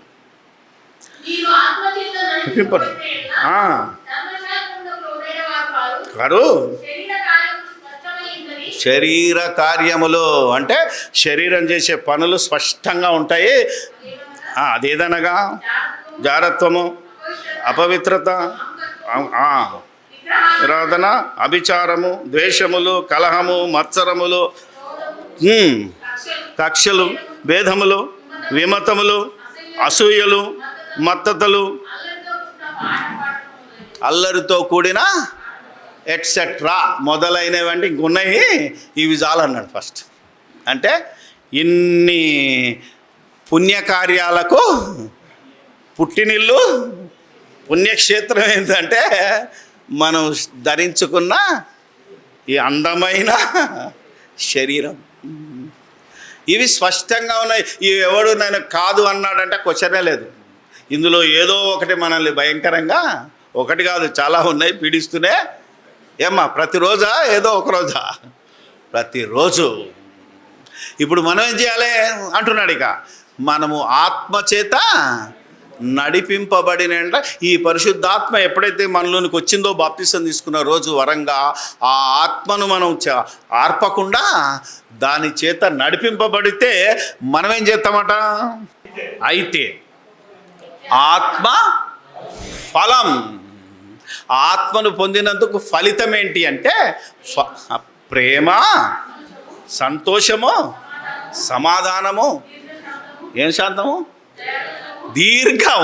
చదువుతలేరు గట్టిగా. దీర్ఘం అంటే ఏమంటారండి? ఒకసారి ఒక భార్యాభర్తలు కొట్లాట వచ్చింది. పెళ్ళైన సంవత్సరానికే, నేనే పెళ్లి చేశాను, సంవత్సరం తర్వాత వచ్చింది నా దగ్గరికి. సార్, ఈ ప్రపంచంలో నాకు ప్రప్రథమ శత్రువు ఎవడంటే అన్నదనుకో, మనమేమంటాం? ఈమొచ్చేమన్నదంటే నా భర్తే నా ప్రథమ, ఇక నేను ఒక్కరోజు కూడా నా భర్తతో నేను.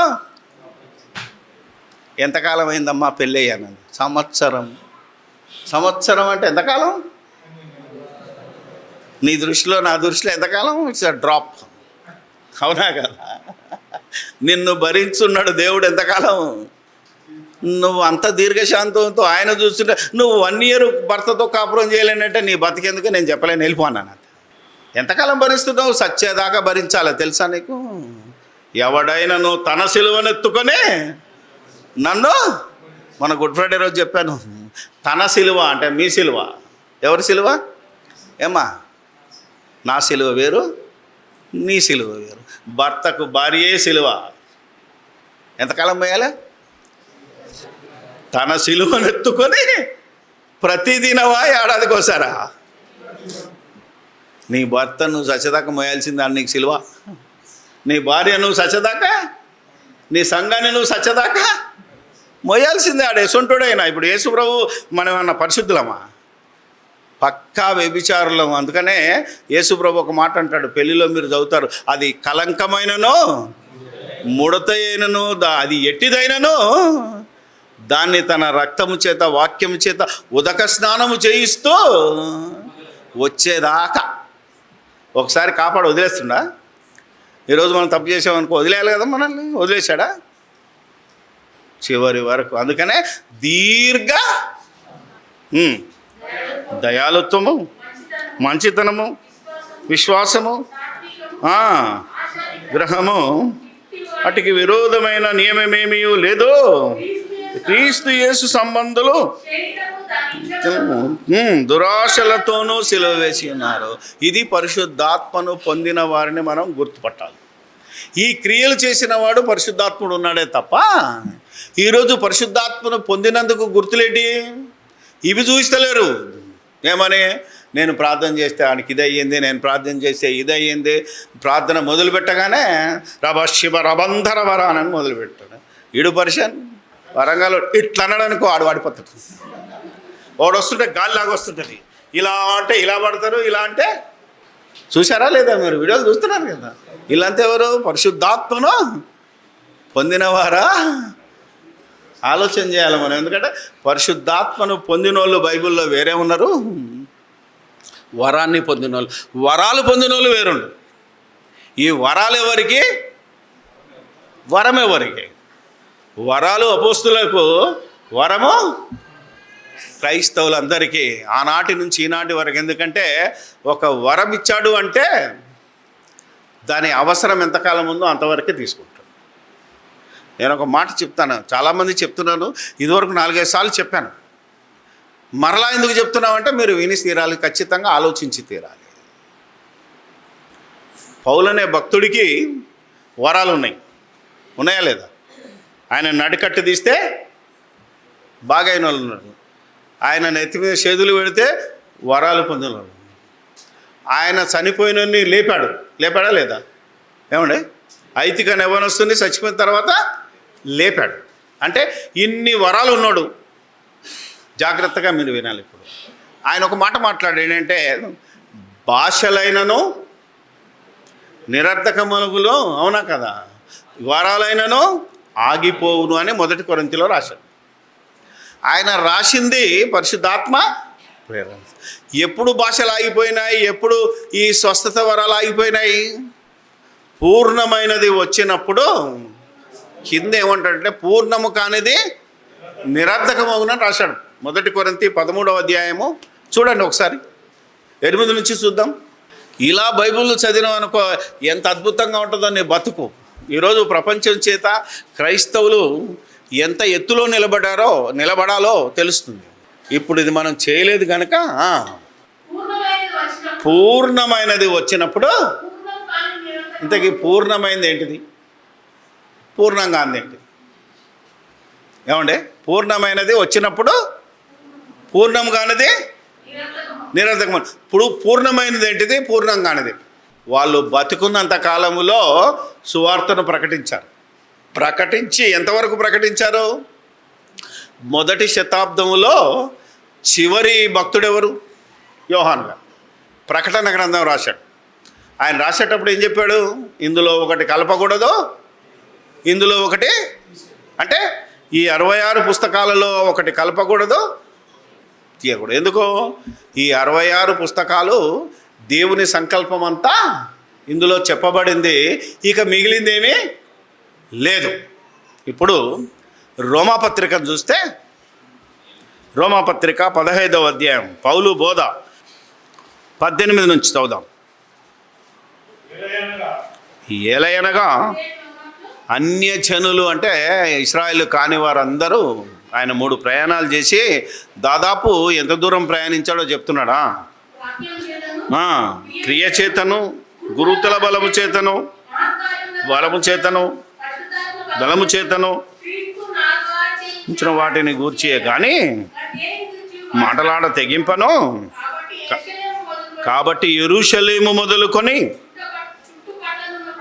చుట్టుపట్లనున్న ప్రదేశములందు ఇల్లూరికం ప్రాంతము వరకు క్రీస్తు సువార్తను పూర్ణముగా ప్రకటించి ఉన్నాను. చాలు. క్రీస్తు సువార్తను పూర్ణముగా అంటే ఒకటి కలపడిది, ఒకటి తీయనిది. ఇక దేవుడి సంకల్పం మొత్తము చెప్పేశాను. ఇక మీరు ఇది తప్ప ఇంకో సువార్త తట్టుకు తిరగకూడదని రాసిపెట్టాడు. అంటే సువార్త పూర్ణముగా ప్రకటింపబడింది ఎప్పుడు? పౌలు బతుకున్నప్పుడే, నాట్ నౌ. ఇప్పటికీ మనం ఏమంటాం? ఫుల్ గాస్పల్ చర్చ్ అంటాం. పూర్ణంగా అంటే ఫుల్ గాస్పల్. గాస్పల్ అనేది సువార్త పూర్తిగా ప్రకటించాను అన్నాడు. ఎవరు? పౌలు. ఈ పౌలే ఏమన్నాడు కొరింథీ పత్రికలో? పూర్ణమైనది వచ్చినప్పుడు పూర్ణము కానిది. పూర్ణం కానిది ఏంటిది? వాక్కుల చేత, క్రియ చేత, భాషల చేత, ప్రవచనాల చేత, వీటన్నిటి చేత మేము యేసుక్రీస్తును ప్రకటించాం, దేవుని కుమారుడని రుజువు చేశాం. ఎప్పుడైతే ఈ సువార్త మా యొక్క వరాల ద్వారా, మా యొక్క క్రియల ద్వారా పూర్తయిపోయింది. ఇది ఎక్కడ ఉంటుందో తెలుసా మీకు? మార్కు రాసిన సువార్త. ఇది చెప్పి మళ్ళీ మిమ్మల్ని తీసుకెళ్తాను. మార్కు రాసిన సువార్త, ఇందులో ఈ భక్తుల వరాలు వాటి వివరణతోటి రాశాను తప్ప దానికి ముందుచ్చిన వివరణ ఇప్పుడు మీకు చెప్తున్నాను. మార్కు రాసిన సువార్త 16వ అధ్యాయము 19-20 వచనాలు మాట్లాడిన తర్వాత మనకు చేర్చబడి ఉండెను, వాక్యం అందంతటా ప్రకటించిని సహకారుడై ఉండి వచ్చిన సూచక క్రియల వలన, అంటే అపోస్తల ద్వారా దేవుడు సూచక్రియలనిచ్చి వరాలనిచ్చి ఏం చేశాడట? వాక్యమును స్థిరపరిచాడు. వాక్యాన్ని స్థిరపరిచాడు. మీకు అర్థమయ్యే భాషలో చెప్తాను. ఒక బిల్డింగ్ స్లాబ్ వేయాలనుకో, ఏమా స్లాబ్ గట్టి పడాలంటే ఏం చేయాలి మనం? ఫస్ట్ ముందు కర్రలు పెడతారు, తెలుసా మీకు? దాన్ని ఏమంటారు? సెంట్రింగ్. సెంట్రింగ్ పెట్టి రేకులు కొట్టి గట్టిగా అయిన తర్వాత దాని మీద సీకులు అంటే ఇవేంటారు, రాడ్స్ వేసి, అవే దాన్ని మన భాషలో ఓకే, అవి చేసి అంత అయిపోయాక సిమెంట్ కాంక్రీట్ వేస్తాం. ఏగానే తీస్తామా? మళ్ళీ 15 రోజులు ఆగి స్లాబ్ ఎప్పుడైతే క్యూర్ అవుతుందో అప్పుడు ఏం చేయాలి మనం? కర్రలు తీసేయాలన్నా ఉంచుకోవాలన్నా? స్లాబ్ గట్టిపడడానికి కర్రలు కూడా ఉంచుకున్నామంటే స్లాబ్ గట్టిపడడానికి కారణం ఏంటి? కర్రలే, సెంటరింగే. కానీ పని అయిపోయిన తర్వాత సెంటరింగ్ తీసేయాలి, కథం. అలాగే యేసు ప్రభు పోయిన తర్వాత పరిశుద్ధాత్మను కుమ్మరించి ఆయన బోధ రైటు, ఆయనే రైటు, ఆయన తప్ప మీకు ఎవరు ఈ లోకంలో దిక్కు లేదనడానికి ఈ వరాలు, ఈ సూచక్రియలు, ఈ అద్భుతాలను అపోస్తులు చేయించి యేసే క్రీస్తు అయి ఉన్నాడు, యేసే దేవుని కుమారుడై ఉన్నాడు, యేసు తప్ప మీకు రక్షణ లేదు, యేసుతోనే మీకు అని ప్రకటించాడు. ఇప్పుడు ఏం కావాలి? సూచక్రియల చేత ఇవన్నీ చేయించాడు. యేసు ప్రభు పూర్ణముగా ప్రకటింపబడ్డాడు. తిమోతి పత్రికలో అయితే ఆయన సశరీరుడుగా ప్రత్యక్షమాయను, తర్వాత రక్షకుడని జనములలో ప్రకటింపబడను, జనముల చేత నమ్మబడను, ఆరోహణమై తిమోతికి రాస్తాడు పత్రిక. ఇప్పుడు ఇవన్నీ రాసిన ఈ భక్తుడు తిమోతికి రాసిన 2వ పత్రికలోకి వెళ్దాం. తిమోతికి రాసిన 2వ పత్రికలో వాక్యమును ప్రకటించుము, నేను చెప్పు మాటలు జాగ్రత్తగా ఆలోచించుకొనుము అని 2 తిమోతి 2వ అధ్యాయంలో 7వ వచనంలో చెప్పి 4వ అధ్యాయంలోకి వచ్చరికి ఏం రాశాడో చూడండి. పరిశుద్ధాత్మని ముసుగులో భ్రష్టుడివా భక్తుడివా? 19-27 పరిశీలించు, ఆలోచించమన్నాడు. ఇప్పుడు ఆలోచిద్దాం మనం. ప్రిస్కాకును అకులకును ఇంటి నా వందనాలు. ఎరస్తు నిలిచిపోయాను, త్రోఫీము రోగి అయ్యుందున అతన్ని మిలేతులో. త్రోఫీము ఎవరు? పౌలుతో తిరుగుతున్న జత పనివాడు, అంటే విశ్వాసి. ఏమైంది? ఆయనకు రోగం వచ్చింది. ఏం చేశాడు? మిలేతులో విడిచిపెట్టాడా? అసలు పరిశుద్ధాత్మ యొక్క వరాలను పొంది సాక్ష్యం ఇచ్చి వాక్యం చెప్పిన పౌలు తన సహచరుడైన వాడు రోగం వస్తే మిలెత్ అనే పట్టణంలో విడిచిపెట్టి రావడం ఏంటి? ఆయన నడికట్టు తీసి పెడితే బాగాడా? అవునా కదా, బాగా కావాలి కదా. చేతులు ఉంచితే బాగా అయిపోవాలి కదా. వచ్చేసిరా, నువ్వు ఈడెందుకు, నాతో పాటు జతపనివాడు కదా, బాగా చేసి తీసుకురావాలి కదా, ఎందుకు వదిలేశాడు? ఇది ఆలోచిస్తే అర్థమవుతుంది. చదువుకుంటూ పోతున్నాం. చెప్పాడు పౌలు, ఆలోచించుకో. మొదటి తిమోతి 5లో ఏమంటాడు? తిమోతికి కడుపులో నొప్పి వచ్చింది, ఏం చేయాలి? అప్పటి వరకు ఏం చేసేవాడు? నీళ్ళు ప్రార్థన చేసుకొని తాగేవాడు. అవునాగా? తాగితే ఏమవుతుంది? రోగం పోయేది. ప్రార్థన చేసుకొని ఏది తాగినా రోగం పోయేది. ఇప్పుడేమంటున్నాడు? మొదటి తిమోతి 5:22 చదవండి. ఇప్పుడు బైబిల్ తెలియని, బైబిల్లో పరిశుద్ధాత్మ ముసుగులో భ్రష్టులు విజయవాడలో కూడా ప్రార్థించిన నీళ్ళు అమ్ముతున్నాడు. తెలుసా మీకు? నీళ్ళ సీసాలు అమ్ముతాడు. ప్రార్థించిన నీరు. కొందరు ఏం చెప్తున్నారు? ప్రార్థించిన నూనె అమ్ముతున్నాడు. ఎందుకు? కడుపులో నొప్పి వస్తే ఏం తాగమంటున్నారు? ప్రార్థించిన నూనె తాగమంటున్నాడు. బైబిల్ ఏమున్నది? నీళ్ళు తాగు, నీళ్ళు తాగితే రోగం పోదిగా. ఏం తాగాలి? ద్రాక్షారసం. ఎంత? కొంచెం. ఇంత తాగితే పోతావు, ఇంత. అర్థమైందా లేదా? ఎందుకు? ద్రాక్షలో కడుపు నొప్పి తగ్గించుకునే గుణం ఉన్నది. తెలుసా మీకు? ద్రాక్షలో మీరు ఎప్పుడైనా ఉంటే ద్రాక్షలు మింగండి, ఒరిజినల్ ద్రాక్ష రసం తాగండి, కడుపు నొప్పి తగ్గిపోతుంది. ఎందుకంటే ఈ ద్రాక్షలో కానీ, ఒలివ్ ఆయిల్లో కానీ, కొబ్బరి నూనెలో కూడా రోగాన్ని తగ్గించే గుణం ఉన్నది. కానీ భక్తులందరికీ ఏం చెప్పాడు అంటే, కొంచెము ద్రాక్షారసం పుచ్చుకోరా అని ఆయన చెప్తే వీళ్ళు ఏం చెప్తున్నారు ఈరోజు? నూనె తాగమంటున్నారు. అసలు నూనె తాగితే రోగాలు పోతాయా? నూనె తాగుమని ఎక్కడనుందా బైబిల్లో? నూనె తాగితే రోగాలు పోతాయి అని బైబిల్లో ఎక్కడనుందా? ఒక్క రిఫరెన్స్ చూపించండి.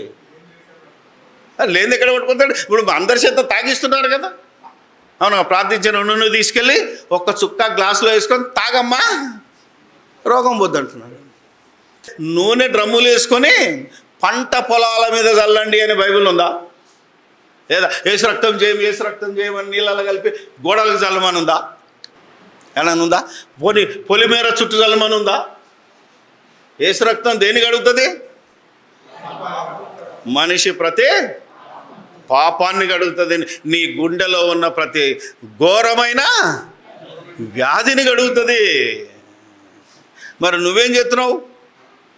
పరిశుద్ధుని ముసుగులో, పరిశుద్ధాత్మ ముసుగులో ప్రజలు వీటికి అలవాటు పడ్డారు. ఇక వాక్యం వినడానికి ఎవడు రాడు. వాస్తవం ఇది. మనం మోసపోవద్దు, నిజం చెప్పాలి. దైవజనుడి ముసుగులో నువ్వు ఏం చేస్తున్నావు? ఒక భక్తుడి ముసుగులో ఏం చేస్తున్నావు? అమ్మా, ప్రార్థన చేసి నూనె రాస్తే పోవమ్మా, వెళ్ళి డాక్టర్ దగ్గరికి వెళ్ళి, వైద్యుని దగ్గరికి వెళ్ళి చెక్ చేసుకో. బ్లడ్ టెస్ట్ చేసుకుంటే నీకు ఏ రోగం ఉందో చెప్తాడు, దాని ప్రకారంగా మందిస్తాడు.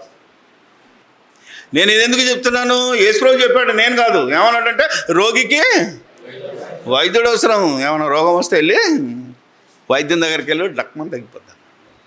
ఇది చెయ్యకుండా నువ్వు నా దగ్గరికే రా అంటే ఎంత భయంకరం. ఖర్చీఫ్లు అమ్మినోని బతుకు. ఖర్చీఫ్లు అమ్ముతాడు కదా కూడా. మన దగ్గర లేడా ఖర్చీఫ్లు అమ్ముతాడు? ఉన్నా లేడా? నువ్వు పౌలువా? పౌలు నడికట్టు అంటే రుమాలు, ఆయన చుట్టుకున్న రుమాలు తీసుకెళ్ళి పెడితే రోగాలు పోయినాయి, కాదంటలేను నేను. నువ్వు రుమాలేది? నువ్వు ముక్కు మూసుకొని శివుడు తీసిన రుమాలు పెట్టు, పోతాడేమో చూద్దాం, అంతే కదా. కానీ లారీలోని దించగానే, అవునా కదా, ఆడికి 25 పడుతుందో లేకపోతే 10 రూపాయలు పడుతుందో, నీకు 50 రూపాయలు అమ్మగానే అమ్మో కళ్ళకు అద్దుకొని తెచ్చుకుంటావు. అసలు ఖర్చీఫ్లో ఏమైనా మహత్యం ఉందా? ఎవరు గమనిస్తున్నారు ఇవన్నీ? జై బోలో అంటే జై బోలో. అందుకే ఈ అద్భుతాల వెనకాల ఉన్న రహస్యం చెప్తాను. వాళ్ళ బారిలో పడకుండా, ఏ ఆత్మ పరిశుద్ధమైనదో, ఏ ఆత్మ భ్రమపరిచే ఆత్మో 1 యోహానులో ఉన్నది కదా. వీటన్నిటి విషయాలు లంచ్ తర్వాత చెప్తాను. నూనె గురించి రాసుకోండి. తిమోతికి రాసిన, అంతే మర్చిపోయాను. యాకోబు పత్రిక. క్రైస్తవుడికి చదివేందుకు రావాలో ఇప్పుడు నేర్పుతాను. బైబిల్ చదవండి. 5వ అధ్యాయము 13 నుంచి చదువుదాం. ఏమండి, కష్టం వస్తే ఎవడు ప్రార్థన చేయాలా? వెనకాల ఉన్నోళ్ళు. రేవంత్, శ్రమ కలిగితే ఎవడు ప్రార్థన చేయాలా? ముందు నువ్వే ప్రార్థన చేసుకోవాలి. తెలుసా మీకు? రోగం వస్తే ఎవడు ప్రార్థన చేసుకోవాలా? ముందు నువ్వు చేయాలా. కానీ మనకేం అలవాటైంది అయ్యా? ఏం అలవాటైంది? మీరు డబ్బులు పంపండి, మేము ప్రేయర్ టవర్లో పెట్టి ప్రార్థన చేద్దాం. అంటే నువ్వు వండుకో, మేము చేస్తాం.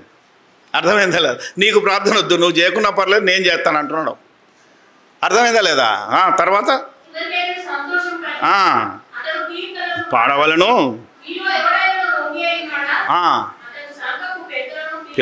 పిలిపించవలను, నూనె రాచి. బా, ఎవడైతే రోగి అయి ఉన్నాడో వాడెవరిని పిలవాలి? సంఘ పెద్దల్ని పిలవాలా? పాస్టర్ని పిలవాలా? పాస్టర్మని పిలవాలా? ఏమండి, ఇప్పుడు ఎవరిని పిలుస్తున్నారు? ఎవరిని పిలుస్తున్నారు? పాస్టర్కే. ముందు పాస్టర్ వెళ్ళిపోతుంది ప్రార్థన చేయడానికి. అసలు వీళ్ళు అన్న అంటున్నాడు, వాళ్ళు ఎవడు విలువట్లేదు, వీళ్ళే పోతున్నారట. రోగం వచ్చిందని తెలిసి నూనె తీసుకొని వెళ్ళిపోతున్నారట. వెళ్ళిపోయిన తర్వాత నామమున అతనికి నూనె రాసి ప్రార్థన చేయాలన్నా? నూనె సీసా ఇచ్చుకొని నువ్వే రాసుకో బాబు. అతని లేపునేంటి? బాగు చేయనని ఉండాలి కానీ లేపునేంటిది? అవునా కదా? రోగం వచ్చినానికి బాగు చేయడం ముఖ్యమా, లేపడమా? లేపేది ఎవరిని? ఇప్పుడు చెప్పండి. పడిపోయినని లేపుతాం. అవునా కదా? పడిపోయినని లేపుతాం. మరి ఇక్కడ లేపును అని ఉంది, పోనీ వదిలేద్దామా? అడైతే ఇప్పుడు ఏ రోగం ఇది? పాపరోగమా, శరీర రోగమా? పాపరోగానికి నూనె రాయరంటే నువ్వు శరీర రోగానికి నూనె రాస్తే ఎట్లా? రాయడమే కాదు, తాగడం ఏంటిది? పొలాలకు కొట్టడం ఏంటి? అమ్మడం ఏంటి? నువ్వెళ్ళి నూనె రాయాలి. కానీ ప్రార్థించిన నూనె సీసా ఇచ్చి నువ్వు ఇంటికి వెళ్ళి రాసుకో, నువ్వు నీళ్ళల్లో వేసుకొని తాగుతావు. బాగా అవుతుంది కదా అన్న. అదే భ్రష్టాత్మ. బాగా అయినట్టు నీకు అనిపిస్తుంది తప్ప బాగా అయిందే లేదో చెక్ చేసుకోవాలి. మనం అనుకుంటున్నాం రైటే బాగా అయింది అని. ఎవరికి అవమానం? ఎవడు దోసుకున్న గుంతలో ఆడే పడతాడు కూడా. ఎందుకంటే హైట్ అవ్వాలని నువ్వు మోసం చేసి హైట్ అయినావు అనుకో, అదే మోసంలో నువ్వు డౌన్ అవుతావు. దేవుడే నిన్ను హెచ్చించాలి. మనుషులు హెచ్చించాలంటే, మనుషుల మధ్య నువ్వే హెచ్చించుకోవాలంటే పని కాదు. అందుకని ఈరోజు ప్రార్థించిన నూనె తాగకూడదు. ప్రార్థించిన నూనె నువ్వు శరీర రోగానికి రాయకూడదు. విశ్వాసమందు బలహీనుడై 2 వారాలు చర్చికి రాలేదనుకో, ఎవడన్నా ఎందుకు రాలేదు అంటే నేను తప్పు చేశాను అన్నా, ఇక నేను చర్చికి పనికిరాను అన్నాడు అనుకోండి. ఆడేం చేయాలా? సంఘ పెద్దలను పిలువ. సంఘ పెద్దలు వెళ్ళి ఆయన ఇంటికి వెళ్ళి నూనె రాసి ప్రార్థన చేస్తే ఎవరి విశ్వాసం? సంఘ పెద్దల విశ్వాస సహితమైన ప్రార్థన ఆ రోగిని లేపుతుంది. కానీ ఈరోజు సంఘ పెద్దలు వెళ్ళట్లేదు. ఒక్క సంఘ పెద్ద కూడా తిమోతిలో ఉన్న లక్షణాలు లేవు. అవునా? ఉన్నాయా? తిమోతిలో 3వ అధ్యాయంలో ఉంటుంది కదండి. తీతులో 1వ అధ్యాయంలో ఉంటుంది. లక్షణాలు ఉంటాయి. ఎవడైనాను సంఘ పెద్ద కావాలి, బిషప్ కావాలంటే ఇన్ని రూల్స్ ఉంటాయి. అలాంటి 2 వెళ్ళాలి, ఒక్కడు కూడా వెళ్ళడానికే వీల్లేదు. కానీ ఈరోజు పాస్టర్ అమ్మ వెళ్తుంది. పాస్టర్ సంఘ పెద్ద కూడా అవ్వచ్చు, ఆ రూల్ ఉంది. బట్ నీకు 2 పిల్లలు ఉండాలి. అలా అర్థం చేసుకోండి. పాస్టర్కి ఎంతమంది ఉండాలి? మినిమం 2 పిల్లలు ఉండాలి. ఆ 2 పిల్లలు దేవుని సేవలో ఉండాలి. బాప్తిసం తీసుకొని విశ్వాసులై తండ్రికి సేవలో సహకరిస్తే ఆడు బిషప్, ఆడు నూనె రాయొచ్చు. బోధించడానికి ఏం రూల్స్ లేవు. వాక్యం చెప్పడానికి నువ్వు రూల్స్ లేవు. పెద్దగా ఉండి నూనె రాయాలి అంటే ఇది విశ్వాస భ్రష్టత్వంలోనికే సూచన. కాబట్టి క్రైస్తవులైన వారు, మీరు భక్తుల భ్రష్టుల ఎలా ఉన్నారో మిమ్మల్ని మీరే పరీక్షించుకోండి. మీరు విశ్వాసము గలవారై ఉన్నారో లేదో చేసుకోండి. ఇలా ఎన్నున్నాయంటే డబ్బులు, ఓన్లీ మనీ నాశించేవాడు సేవకు వచ్చాడంటే ఎవరైనా భ్రష్టుడు. ఎందుకంటే నువ్వు ప్రభు అన్నాడు కదా, నువ్వు సిరికిని దేవునికి దాసులుగా ఉన్నాడు. ఎవడైనాను ఇద్దరు నువ్వు ఆత్మల సంపాదన కోసం, ఒక మనిషిని పరలోకం తీసుకెళ్ళడానికి కోసం దేవుని సేవకుడు అయ్యావా? బలా ఈ సేవలో ముసుగులో నేను ఆస్తులు సంపాదించుతావా? ఎంత డబ్బు వస్తుంది అనుకుంటున్నావా? డబ్బిచ్చే వాళ్ళనే ప్రేమిస్తున్నావా? ఆలోచన చేయాలి మనం. ఆలోచన చేస్తే ఈరోజు మన పరిస్థితి ఎలా ఉంది అంటే, క్రైస్తవుల పరిస్థితి ఒక మీటింగ్కి వెళ్ళాలన్నా ఏమడుగుతున్నారు? డబ్బులు ఇస్తారా? ఎంత ఇస్తారు? వీడు పైసలు ఎవరి దగ్గరికి ఇస్తే ఆడి మీటింగ్కి వెళ్తున్నారు తప్ప డబ్బులు ఇచ్చిన డబ్బులు లేని మీటింగ్ ఎవడు?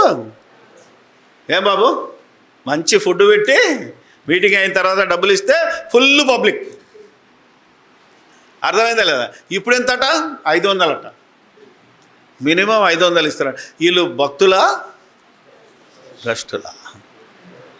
ఆలోచన చేయాలి. ఎందుకంటే సైతాను కానీ సేవలో ఎంతమంది ఉన్నారో. మరి ఏం చేయాలి? నా దగ్గర లేదంటే ఏమన్నాడు పౌలు? ఎవడైనాను స్వహస్తములతో పనిచేసి కష్టపడు, పరుల జోలికి ఎల్లకు, ఉచితంగా ఆహారాన్ని పొందకు. దైవజనుడు పౌలు ఏం చేశాడో తెలుసు కదా, ఏమని వెండినైనను ఏమని బంగారమైనను ఈ నా చేతులు నా నిమిత్తము, నాతో ఉన్నవారి నిమిత్తము. ఒక్కనే కాదు, ప్రయాసపడు, సమయమందునో అసమయమందునో సువార్తను ప్రకటించాడు. నీకు తిండి పెట్టినా పర్వాలేదు, తిండి పెట్టకపోయినా పర్లేదు, గంజి ఇచ్చినా తాగు, గట్కిచ్చినా తాగు. అప్పుడేముంది, ఇప్పుడేముంది? వాళ్ళు పరిశుద్ధులు, మనం భ్రష్టులుగా మారిపోతున్నాం. ఈ భ్రష్టత్వంలో నుంచి క్రైస్తవం బయటికి రావాలి. అందుకే పరిశుద్ధుని ముసుగులో మీరు భ్రష్టుల భక్తుల అనేది మనం ఆలోచిద్దాం. దీని రెండవ భాగం